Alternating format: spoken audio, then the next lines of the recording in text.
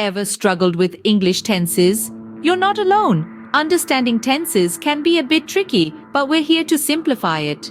Tenses are the backbone of English language, helping us indicate when an action is happening. Whether it's something happening right now, occurred in the past, or will take place in the future, tenses are our linguistic time machine. So why are they important? They ensure clarity, precision, and proper structure in our communication. Ready to take a deep dive into the world of English tenses? Brace yourself.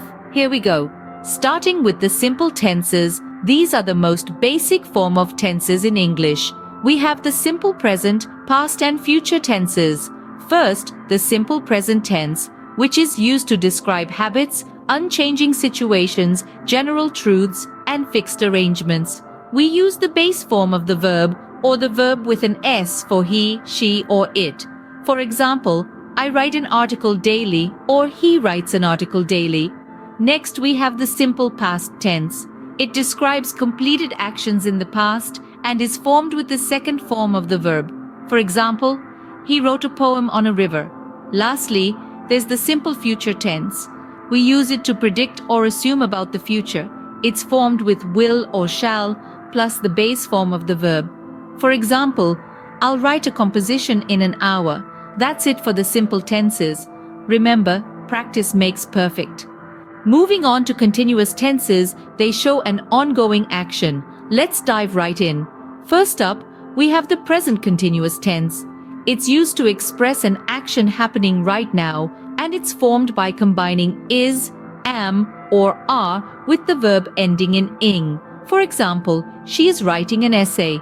Next, we have the past continuous tense. This tense describes an action that was ongoing in the past. It's formed by combining was or were with the ing form of the verb. For instance, she was writing an essay. Finally, there's the future continuous tense. This tense is used to talk about an action that will be ongoing in the future. We use will be followed by the verb ending in ing. For example, she will be writing an essay. That covers the continuous tenses. Keep practicing. Next up are the perfect tenses. These indicate an action that has been completed. First off, we have the present perfect tense. It shows an action that's completed just now or in the near past. For example, I have written a poem, or he has written a poem. Next, we have the past perfect tense. It's used for two actions in the past, where the first action got completed before the second. For example, they had written their compositions before the bell rang. Lastly, we have the future perfect tense. It's used for an action that will be completed before another future action. For example, he will have written the composition by the time you reach home. That wraps up the perfect tenses. Keep going, you're doing great. Last but not least, let's delve into perfect continuous tenses. These show an action that started in the past and is still continuing. Starting with the present perfect continuous tense, we use has been or have been writing. For example, I have been writing a story for an hour. Now, onto the past perfect continuous tense. We use had been writing. An example would be, I had been writing a story when my friend came. Lastly, the future perfect continuous tense. Here we use will have been writing. For instance, he will have been writing a story when you meet him.